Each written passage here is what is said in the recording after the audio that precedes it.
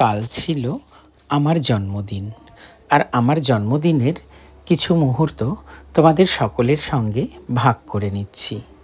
আমার জন্মদিনে দিন সকালবেলা থেকে রাত পর্যন্ত আমি যা যা খেয়েছিলাম তার বেশিরভাগটাই আমার বউ আমাকে নিজে হাতে রান্না করে দিয়েছিল। সত্যি আমি ভীষণ ভাগ্যবান আমার বউকে পেয়ে, কারণ ও আমাকে ভীষণ ভালোবাসে, আমার প্রত্যেকটা দিকে খেয়াল রাখে।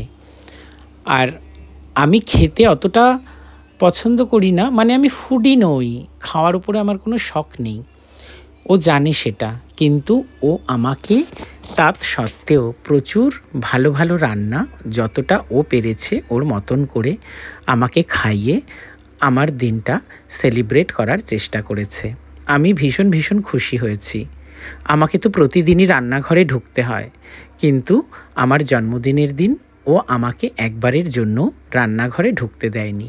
সবটা ও নিজে হাতে রান্না করেছে ভাত, 5 রকম ভাজা, আর তার সঙ্গে করেছে পনির টিক্কা, তারপরে করেছে চিকেন কাবাব, তারপরে করেছে ফিশ কাবাব, তারপরে করেছে কাতলা মাছের মাথা দিয়ে সোনামুগ ডাল, তারপরে করেছে বেগুন ভাজা, তারপরে করেছে চিংড়ি মাছ ভাপা, তারপরে করেছে গলদা চিংড়ির মালাইকারি, তারপরে করেছে সর্ষে ইলিশ, তারপরে করেছে দেশি মুরগির মাংস, তারপরে করেছে মাটন।